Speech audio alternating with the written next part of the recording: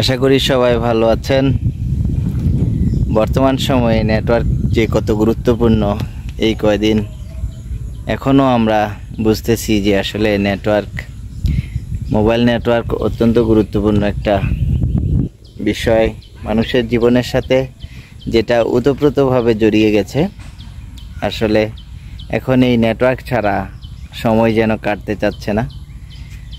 ইউটিউবে কাজ করতে পারছি না, ফেসবুক চলছে না, ফেসবুকে কাজ করা যাচ্ছে না।